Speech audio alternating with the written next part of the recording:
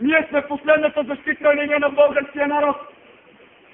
Това е нещо, с което ние силно трябва да се гордеем, но и същевременно да осъзнаваме каква голяма отговорност е това.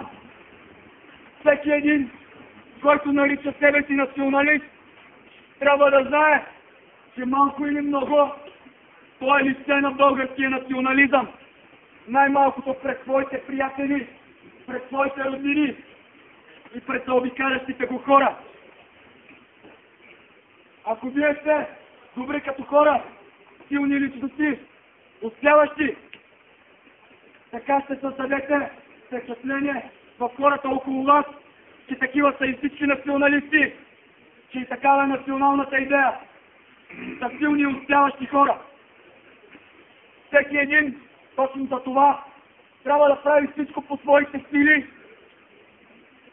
за да подобри своята личност, за да бъде по-силен физически, да тренира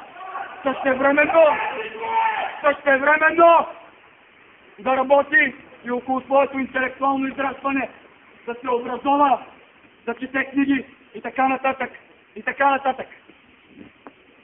Идеален пример за това е генерал Христо Луков.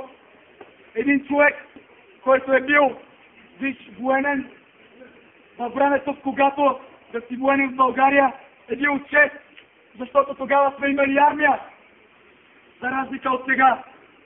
Та генерал Христо Луков, един човек с високо обществено положение, човек, за който всички хора в България са имали добро мнение, е повел националистите в България, станал е водач на българския национализъм и така цялото общество, всички хора в България са разбрали, че национализма е за силни и успяващи хора. Именно за това всеки един от нас трябва да се стреми да бъде такъв, колкото е по силите му и да следва примера на великия генерал Христо Луков. Генерал Христо Луков!